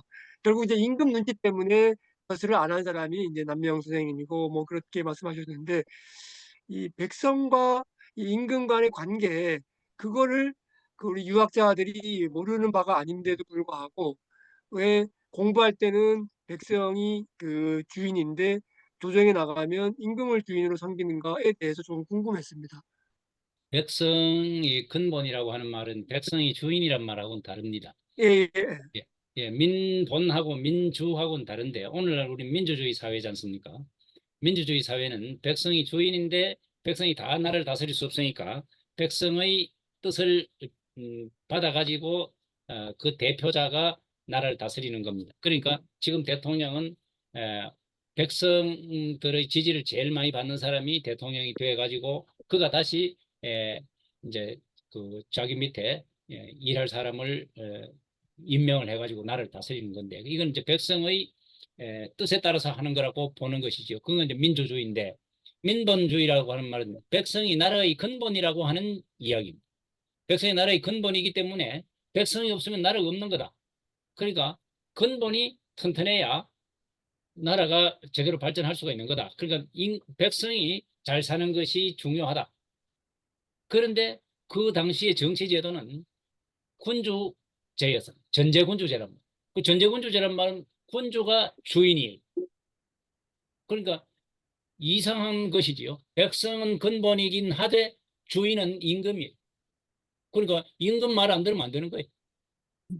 근데 임금이 훌륭하면, 임금이 성인이 임금이 되면 당연히 백성을 위해서 할 수밖에 없고, 그 다음에 백성을 함부로 죽인다든지 백성들을 괴롭히는 사람이 신하가 있다면 당장에 임금이 그를 이 조치를 해가지고 그렇게 못하도록 그렇게 하는데, 성인이 임금이 아니고 자기 뜻을 잘 떠받들어주는 사람이 임금이 돼요. 그러니까 임금 밑에 있는 신하들은 대부분 임금 기호에 맞는 사람이 될 수밖에 없어요. 그래서 늘 임금 중심으로 되다 보니까 말은 민본인데, 근데 실제로는 임금 중심으로 되는 도리밖에 없었던 거고, 그 때문에 결국은 남명 같은 이가 벼슬길이 안 나가는 것이죠. 그리고 자기도 그런 역할을 하게 되는 거예요. 벼슬길 나가면 결국은 백성 괴롭히는 일에 자기도 동참하는 거죠. 그만큼 말은 민본인데 정치 제도가 민주가 안 되기 때문에 민본 해봐야 소용없어요. 그래서 남명 선생도 문집에 보면 그 민함부라고 하는 글을 지었는데, 백성이 위험한 존재다 뜻인데, 백성이 위험하다는 말은 뭐냐니까, 백성을 괴롭히면 백성이 나중에 들고 일어나가지고 임금 바꿔본다는 거예요. 그 역성혁명을 일으킨다는 거예요. 그러니까 백성 그 함부로 임금이 얕볼 게 아니다. 백성은 임금이 언제나 죽이려고 하면 언제나 죽일 수 있어요. 그렇지만은 함부로 그런 짓을 하다가는 백성들이 들고 일어나면 임금도 꼼짝도 못하고 이게 나라가 바뀌는 기다, 주인이 바뀌는 기다 라고 이야기하면서 백성이 물과 같다. 근데 물이 배를 떠받들어주고 있지만은 어떤 때는 물이 배를 뒤집어 엎어버린다. 그러니까 백성들한테 잘해야 된다 하는 이야기를 하는데, 그런 이야기는 아득한 옛날부터 백성이 기본이고 백성이 물과 같고 뭐 그런 이야기를 했지만은 실제로 신하들이 임금 앞에 그 소리 못 해요. 그런데 남명이 그런 이야기를 이 감히 할 수 있었던 게, 이런 거 보면 목숨을 내걸고 글 쓰는데 뭐 혹시 나를 죽이면 어떡할까 이런 게 조금도 생각이 없었던 분이 그냥 당연히 내가 할 말 하는 거다 이런 생각이었죠. 우리나라 역사상에 이제 그 세종대왕 뭐 이렇게 초등학교에 가면 나 세종대왕 동상이 있는데, 세종대왕이 그 애민사상, 그러니까 백성을 사랑하는 마음 뭐 그런 걸 실천하는 것 중에 하나가 이제 훈민정음도 만들고 소통하게 만들고 했는데, 우리 교수님이 보시기에 그 악기 공자 이후에 성군이 없었다 이제 그런 말씀도 좀 하셨는데, 세종대왕은 어떻게 평가하시는지 좀 궁금합니다. 이 백성을 어떻게 이렇게 했는지에 대해서. 세종대왕은 백성을 많이 사랑한 분이긴 했지요. 예. 백성을 많이 사랑하는 분이긴 했는데, 세종대왕이 한글을 창제한 원래 목적은 백성을 사랑해서 한 게 아니고 한자음을 바로잡으려고 했던 건데, 한자음이 우리나라의 음이 다양합니다. 지금도 다양합니다. 한자 사전이 있어도 한자음이 지금도 다양해요. 글자음이 다른 게 많습니다. 그런데 그 이제 국어 사전에 나오고 교과서 나오는 거, 이거는 그게 무조건 따라가야 돼. 지금은 그게 제일 힘이 있는 거니까. 그렇지만 실제로 조선시대 내내 전해 내려오는 거는 그 다른 게 많습니다. 음이. 근데 세종대왕 때도 그렇게 다른 게 많이 있었어요. 많이 있었는데 그 음을 한번 바로잡아 보려고 음을 바로잡으려고 하니까, 음을 기록하는 요즘 말하면 발음부호가 있어야 돼요. 발음부호로서 만들어낸 것이 이 한글입니다. 그래 한글 만들어내놓고 보니까 이건 누구나 배울 수 있겠단 말이죠. 그래서 훈민정음 해례본 서문에 그렇게 어린 백성이 니르고저 홀빼이셔도 제 뜻을 실업하지 못할 놈이 아니라 이렇게 하면서 이야기를 이제 그래 갖다 연결시킨 겁니다. 그래서 결국은 그 은혜 작업도 엄청나게 많이 하고 이렇게 해서 문화를 발전시키게 된 것인데, 세상에 목적하고 다르게 된 경우가 많이 있는데 그 중에 하나입니다. 한글 창제도 사실은. 근데 한글 이거는 정말 기가 막힌 거지요. 이게 네, 말씀 잘 결국은 들었습니다. 예. 예,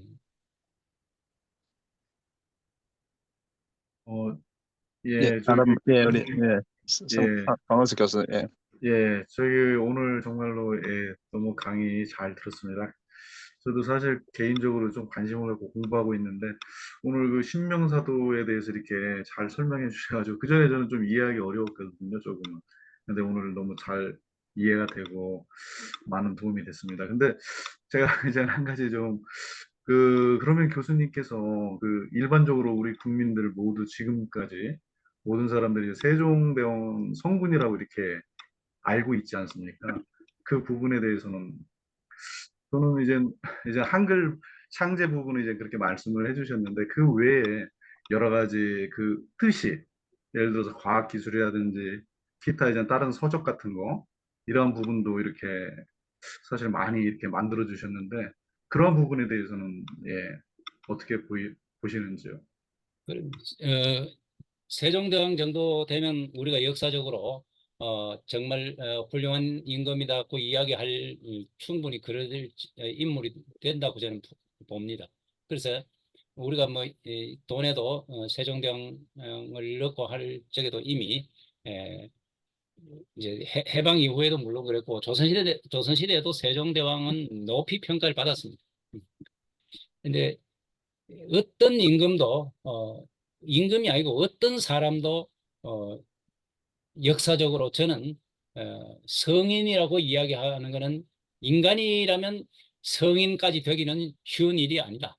그러니까 이 성인을 이제 뭐 어떤 사람은 인간의 점수를 요즘 서양 사람들 중에서 미국 사람이 인간의 점수를 100점 만점을 해가지고 그래 쭉 해보니까 뭐 예수는 몇 점이고 그 다음에 부처는 몇 점이고 뭐 이렇게 하는데 예수나 부처도 700 몇 점밖에 안 된다고 해요. 1000점 만점에. 그렇게 이야기하던데 근데 공자는 그보다 훨씬 낮대요. 한 500 몇 점인가 이렇게밖에 안 된대. 그리고 우리 평범한 사람들은 1000점 만점에 100점 되기도 사실은 힘들어요. 근데 그게 뭐 꼭 옳고 그런 건 둘째 치더라도 실제 성인 하는 것을 막 90점 정도 100점 1000점 만점으로 치면 900점 이상으로 이렇게 본다 하면 성인이 없는 거예요. 그만큼 우리 인간은 불완전한 존재라고 보는 거지요. 끊임없이 노력해서 훌륭한 사람이 되겠다고 애를 쓰는 것이지 성인의 경직하는 그거는 우리가 뭐 인간이 밥을 먹는데 밥 먹는 거는 예사로 생각을 하지만 밥 먹는 거기도 사실은 욕심이 들어가 있는 거고 그 욕심을 자꾸 없애다 보면 죽어야 돼요.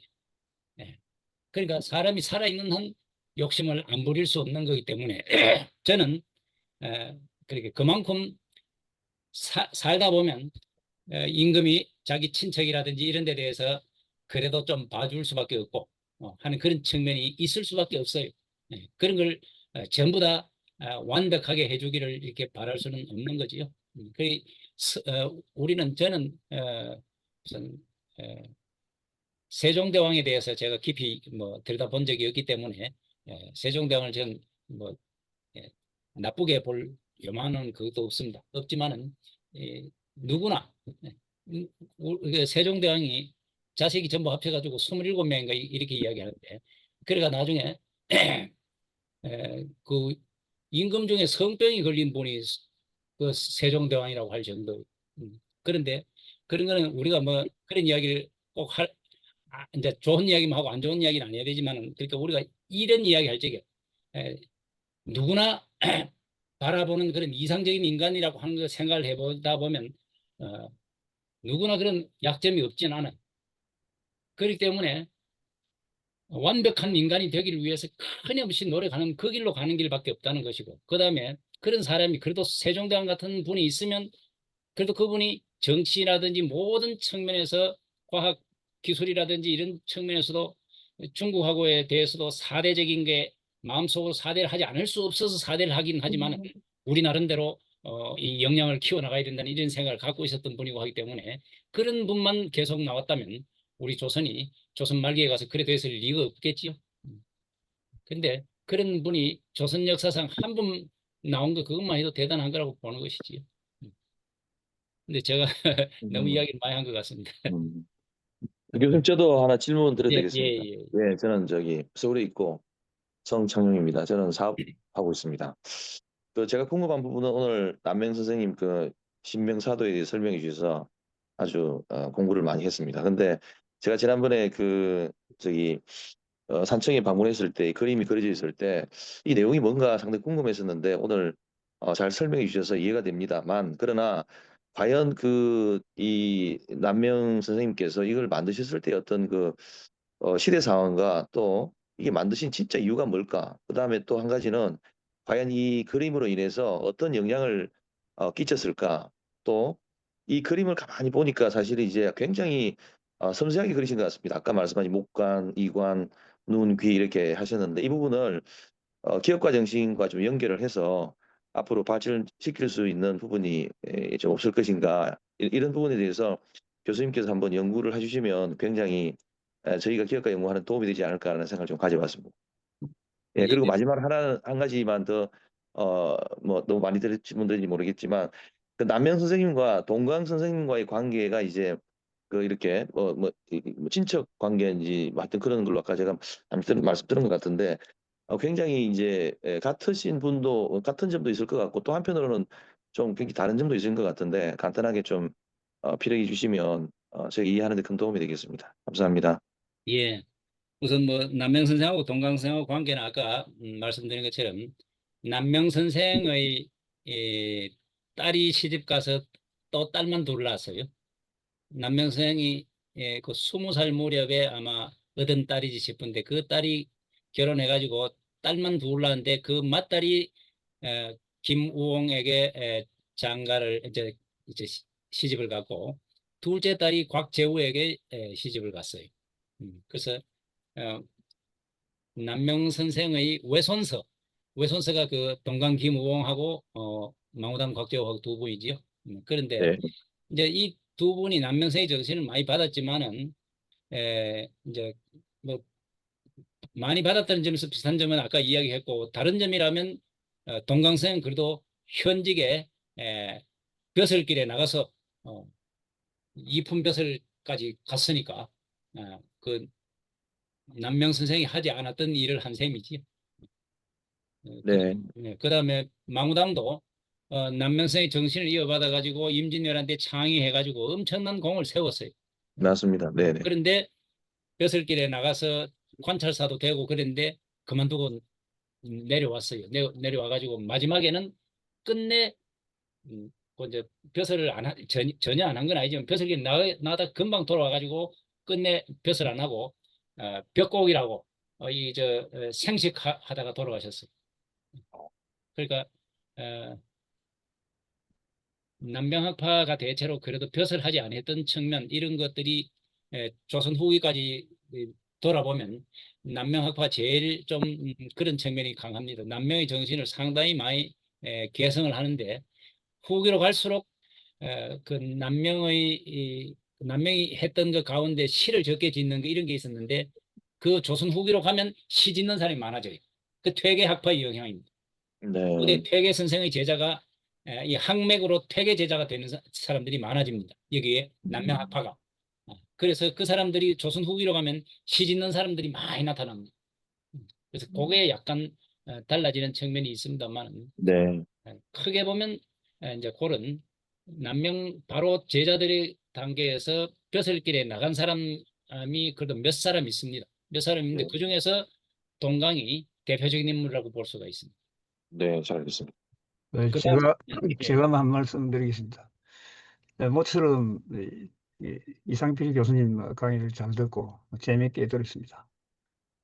사실 이 남명 아카데미라는 남명 아카데미 이름 자체는 어찌 보면 남명 선생의 학문을 연구하는 것이 보이지만은 명제는 사실 K기업가 정신이 남명의 사상과 어떻게 연결이 되는가 이 연결고리를 어떤 사상적 학문적으로 연결고리를 한번 찾아보는 과정이라고 저는 그렇게 이해를 했습니다.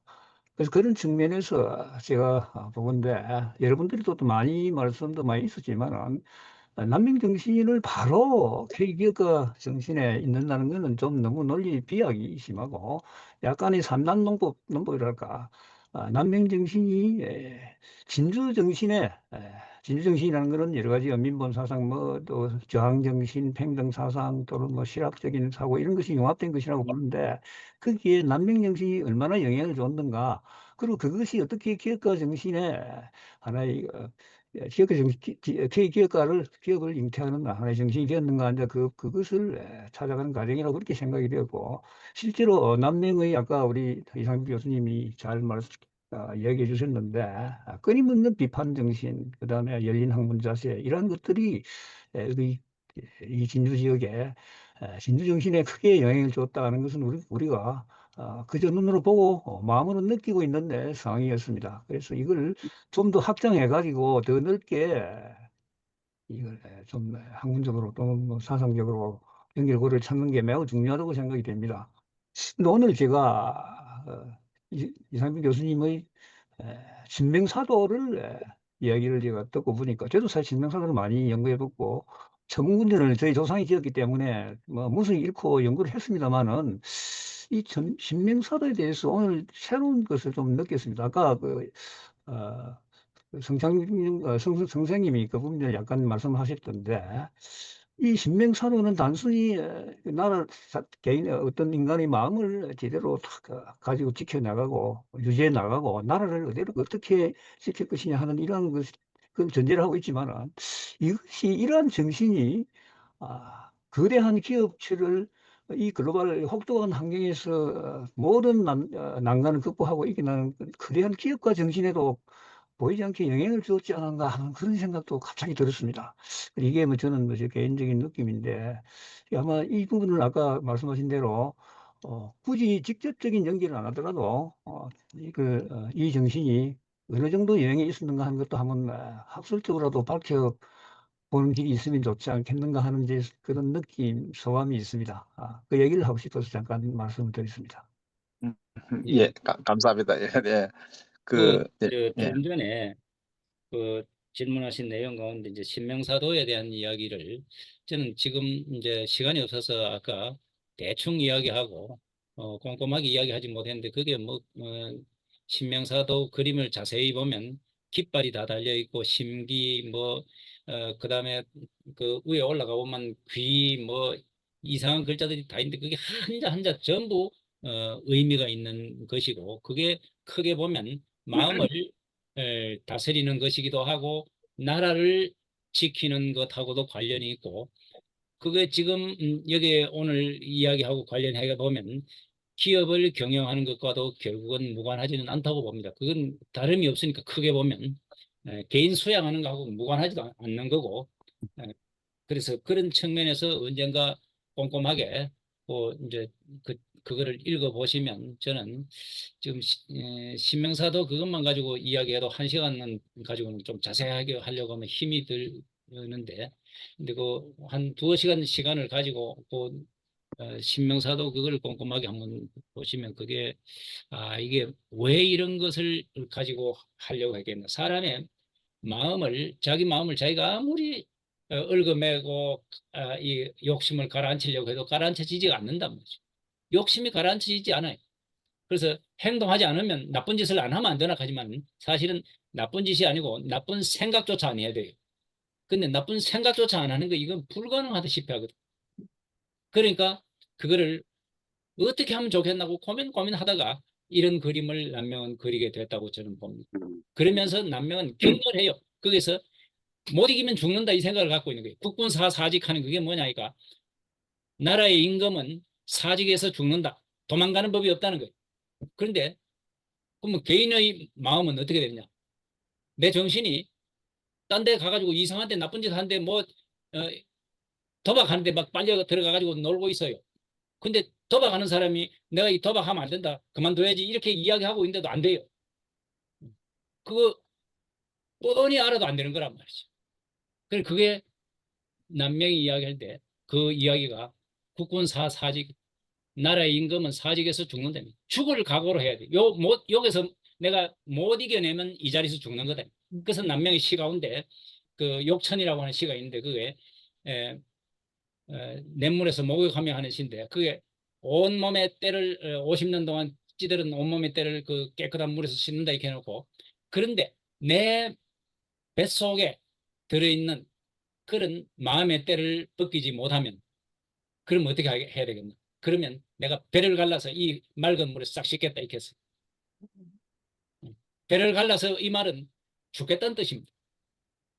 배 가르고 난 뒤에 오늘날 재주 좋은 사람들은 배 가르고 난 뒤에 싹 다시 키워가지고 살 수가 있지만 옛날 같은 경우는 배를 가른다는 말은 즉시 죽는다는 뜻이에요.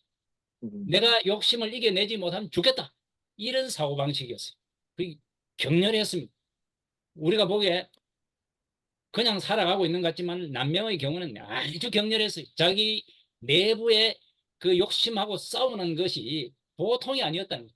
내가 지면 여기서 죽는다 이 생각으로 싸웠다는 거예요. 좋습니다. 그런 거를 신명사도를 보면서 배우면 느끼면 뭐 기업하는 사람으로서도 그렇고 내가 어떤 일을 수행하는 사람으로서도 이거 내가 해야 되는 거다라고 하는데 목숨을 딱 걸고 하면 안 되는 일은 없어요. 저 질문 한 가지. 박종환 교수님 질문 한번 해주십시오. 네, 오늘 강의 잘 들었고요. 제가 이제 옛날부터 계속 좀 궁금했던 게 아까 처음에 말씀하시기를 중앙에서 임금이 이렇게 어디 가서 일 좀 해라 이렇게 관직을 이렇게 맡도록 했는데 그걸 나가지 않은 거 그거 정말 쉬운 게 아니다 이렇게 말씀하셨잖아요. 근데 저는 그게 궁금한 거예요. 과연 그렇게 매력적이었나? 우선 남명은 과거에 급제하지 못했잖아요. 예, 3번 다시 한번 봤지만 다 떨어졌거든요. 그 다음에 이 과거에 급제한다 하더라도 28명인가 이제 문과 쪽에 30몇 명인가 하면 이제 갑을 33명이에요. 예. 예. 갑을 병 이렇게 나눠가지고 갑의 경우에는 이제 바로 자리에 갈 수 있지만 병 같은 경우에는 대기발령이란 말이에요. 왜 갈 데가 없으니까요. 일단 과거 급제하지 않은 상황이라면은 좋은 자리, 뭐 중앙 요직이나 아니면 지방에 그래도 세금을 많이 거둘 수 있는 풍요로운 그런 식으로 과연 보낼 수 있었을까? 그리고 여기서 뭐가 문제가 되냐면 이제 급여가 문제된단 말이에요. 저도 수없이 찾아봤는데 조선시대 때의 그 급여 제도에 대해서 논문으로 된 게 없는 것 같아요. 이렇게 뭐 약간 이렇게 아마추어들이 연구한 그 정도밖에. 근데 현재로 보면은 그 급여가 그렇게 매력적이지 않다라고 하는 그런 의견이 좀 많거든요. 근데 실제 남명에 사는 그 지역은 지난번에도 이제 저희 이제 한번 갔었습니다만은 꽤 이렇게 기후 조건이나 지형 조건이 농사를 잘 지을 수 있는 그런 식으로 되어 있는 것 같아요. 물도 풍부하고 태풍도 꽤 막아주고 그 남명 입장에서는 괜히 한집 가가지고 겨우 뭐 예를 들어서 월 한 50만 원 받아가면서 지금 돈으로요. 진짜로요. 그 당시 그게 많은 것 같지 않더라고요. 한집 가가지고 그렇게 센 거 상할 이유가 없는 거죠. 그러니까 아주 중앙 요직과 지방의 아주 풍요로운 지역 이외에는 그 관직 자체가 매력적이지 않았다. 그 다음에 굳이 갈 이유가 없었다. 그래서 이 관직을 거부하는 게 그렇게 대단한가? 그런 의문이 드는 거예요. 그 부분 어떻게 생각하십니까? 예. 그래 생각하시는 게 뭐 상당하게 지금 제가 학교에 있을 적에도 제자들 가운데서 그런 질문하는 사람들이 있고 그랬습니다만은 제가 1830년 그 고무렵 그러니까 순조가 임금될 시기에 올려놓은 제 자료를 가지고 그 자료를 가지고 제가 그 당시에 제가 한 40년 가까이 전에 그걸 돈으로 계산을 해봤어요. 그래 해보니까 제가 한 40년 전에 이 정성급에 들어가는 사람들이 받는 돈이 10억쯤 돼요. 어마어마한 돈이었어요. 그런데 그게 사실인가요? 예? 근거가 있나요? 예, 그게 다 나와 있습니다. 그 제가 본 자료에 따르면은 수대로 갈수록 계속 감봉 돼가지고 실제 이 조선 땅에서 10억을 줄 수 있는 돈을 만들 수가 없어요. 근데 거기 돈은 제가 현금으로 다 그래 되어 있는 게 아니고 쌀을 얼마 이래 했는데 그거를 돈으로 대가 계산을 해보면 대강 그래 되더라는 이야기예요. 근데 그 부분은 좀 근거 자료가 필요할 것 같습니다. 그게 조정에 지금 남아 있습니다. 뭐고 이름을 내가 지금 얼른 기억을 못 하겠는데 그 봉급준 그 기준 봉급 명세서 비슷한 그런 게 있습니다. 몇 품은 얼마 주고 그 지전 얼마 이런 게 있어요. 그다음 쌀 얼마 그 곡식 정미 얼마, 뭐 조미 얼마 이렇게 온갖 게 다 나옵니다. 그런데 이제 예를 들어서 지방 현감 이제 군수 이런 경우는 자꾸 바뀌면 문제가 있으니까 혼자 오면 빨리 돌아가게 해줘요. 자기 가족이 없으면. 그래서 가족이 없으면 2년 반이나 3년 가까이 지나면 이제 돌아갑니다. 돌아가는데 가족을 대동하고 오면 5년쯤 있어요. 그게 그 기한이 5년쯤 되는데 그 5년 동안에 생활비가 가족 생활비가 전부 다 나와요. 가족 생활비가 다 나오고 물론 봉급은 봉급대로 물론 있고 가족 생활비가 다 나오고 그렇기 때문에 선생님, 선생님 말씀하신 자료가 옛날에 연구하신 자료죠? 그렇지요. 지금 자료 있잖아요. 이제 구글이나 뭐 퍼플렉스티나 이런 데 쳐보면요. 선생님 의견하고 완전히 반대예요.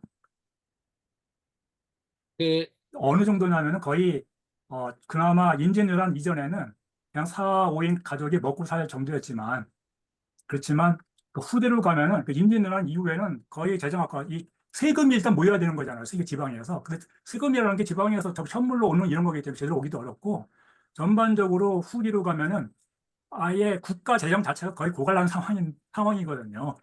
그나마 지금 남명 당시에는 이제 임진왜란 이전이니까 조금 상황이 낫겠다 이 정도는 말할 수 있지만 아까 선생님 말씀하신 그 자료는 좀 최근 자료로 업데이트 되어야 할 것 같습니다. 경제 사적인 측면에서 또 연구가 어떻게 되어 있는지 잘 모르겠는데 예. 제가 이제 읽은 자료들은 그런 경제사적인 자료가 아니고 현실적으로 지나다니면서 일어난 일들을 적어놓은 자료를 바탕으로 해가지고 제가 이야기하는 거거든요. 그 이제 자기 아는 친구들이 와요. 그 군수의 친구가 오면 친구가 그 먹는 것, 그 다음에 친구가 뭐 필요한 자료 이런 거 다 대줍니다. 그 관청에서. 그리고 그 기생도 물론 그 관청에 있는 기생이 뭐 진주 같은 경우는 뭐 10명 있으면 그중에 기생도 이거 천침시키게 하고 뭐 온갖 게 다 그 됩니다. 게다가 뭐 자기 친척 친구 뭐 이런 사람 다 해당이 돼요. 그러니까 그거는 뭐 불법인데 그래 했는지 그건 잘 모르겠는데 기록에 다 친구들이 갔을 적에는 다 그렇게 해주게 돼 있어요. 그러니까 그런 기록들이 뭐 곳곳에 남아 있어요. 그 기생 대접해준 그 이야기 보면 기가 막힌 일들이 곳곳에서 보이는데 그런 시기예요. 그게 이제 군수나 현감 이게 그 당시에는 군수 현감 말고는 이제 한 사람 더 있어요. 그 봉급 받는 사람. 그 나머지는 봉급이 없어요. 그래서 그게 이제 아전이라고 하는데 진주로 말하면 진주 목사하고 진주 판관, 그 다음에 진주 교수, 요 이제 이 세 사람 말고는 봉급이 없어요. 요즘 말하면 한 1000명쯤이 달라 들어가 있는데 그 사람 봉급 아무도 없는 거예요. 근데 그 사람들은 봉급을 그러면 아무것도 안 받고 사느냐 하면 그게 아니고 백성들한테 세금 거두는 일을 그 사람들이 다 해요. 아전이 다 한단 말이죠. 그러니까 세금을 거둘 적에 조금씩 더 걷어가지고 그리고 자기네들 다 나눠 먹어요 결국은. 그렇기 때문에 그게 그 제도가 지금 근래까지 와가지고 저 무슨 급행욕하면서 돈 받고 하는 것들이 전부 그런 부정부패가 심했죠. 부정부패라고 하는 것이 다 봐주는 거예요. 그 군수가 안 봐줄 수가 없어요. 안 봐주면 못 먹고 사니까.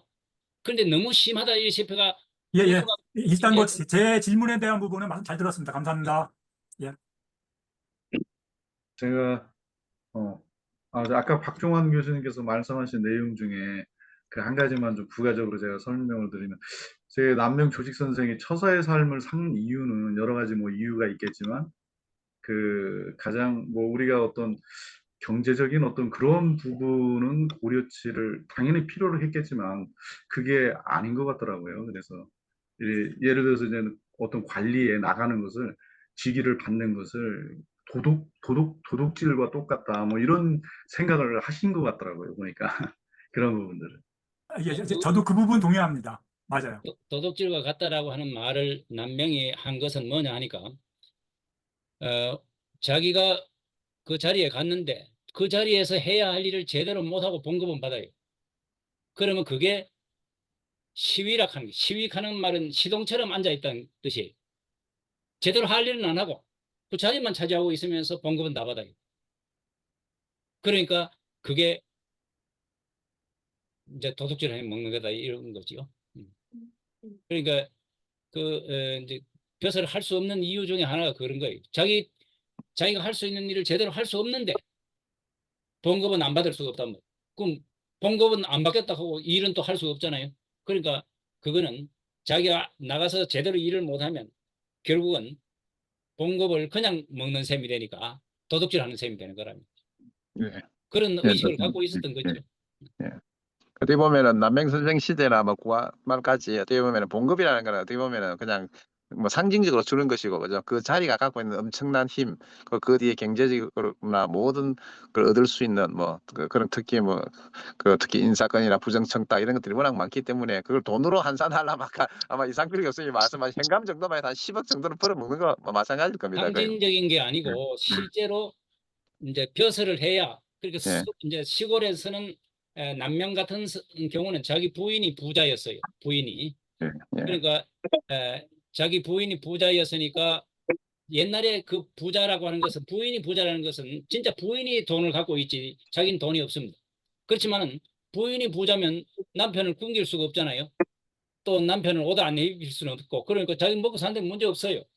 네. 그렇지만은 자기가 하고 싶을 때 마음대로 돈을 쓸 수가 없는 거지요. 그 돈은 부인 돈이니까. 그건 확실했어요. 오늘날처럼 자기가 예. 마음대로 부인 돈을 자기 마음대로 가져가지를 못해요. 이제 그런 시절에 벼슬을 하면 돈을 자기가 받거든. 그런데 서울 근처에 있는 사람들은 벼슬을 떨어지지 말아라. 늘 그래 이야기를 해요. 그건 왜 그러냐면 벼슬을 해야 먹고 사니까. 그런데 지방에 있는 중소지주의 집안 사람들이 공부를 해요.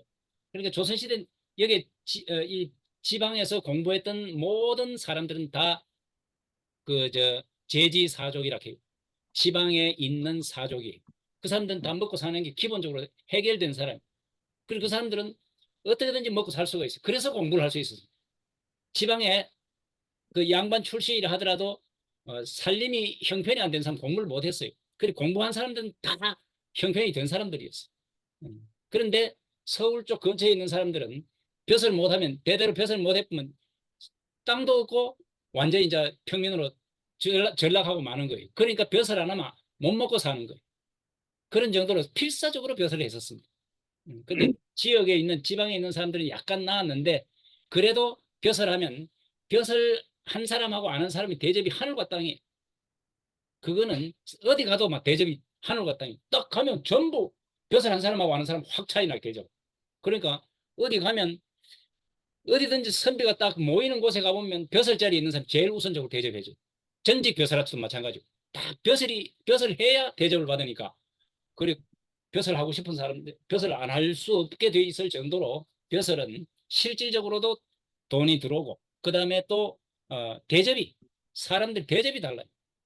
그래서 곳곳에 가도 그런 전직 벼슬아치의 경우는 가면 고을에 딱 들어가면 이제 여기 진주 오면 진주 목사를 찾아가요. 그 진주 목사를 찾아가면 전직 관청에 관직을 했던 사람인 것 같으면 딱 여기서 대접해 줍니다. 그 다음에 또 갈 때 여비를 줍니다. 그래가지고 다 먹고 살 수 있도록 해주는데 어찌 그게 부럽지 않겠습니까? 그러니까 보통 사람들은 벼슬을 줄 적에 사양하기가 쉽지가 않아요. 사양하는 게 예인데 한 번은 사양해요. 그렇지만 끝까지 사양하지 않는다는 이야기. 제가 뭐 딴 이야기를 너무 많이 했는지 모르겠습니다. 아닙니다. 예, 뭐 시간이 많이 돼서 우리 반성식 이사장님 한 말씀 듣고 이제 마치도록 합시다. 예, 오늘 이상필 교수님 열정적으로 강의를 해주셔서 너무 감사드립니다. 예, 예, 우리 반성식 이사장님, 네. 예. 이 교수님 전번에도 좀 좋은 말씀하시고 오늘 또 정말 송강 선생님의 이 말씀을 통해서 우리가 남양 기업가 정신과 남양 사상의 연관성을 찾는데 많은 공부가 되었습니다. 사실 저는 이런 공부를 하면서 아까 이 교수님도 말씀하셨지만 남양 사상이 직접적으로 케이크가 정신에 연결된 데 대해서는 저도 아직도 확신을 갖고 있지는 않습니다. 다만 남명이 이 사상을 통해 가지고 한강 정구나 또 오늘 공부한 송강, 김우홍, 지난번에 강의한 그 바단 정약용 이런 분들이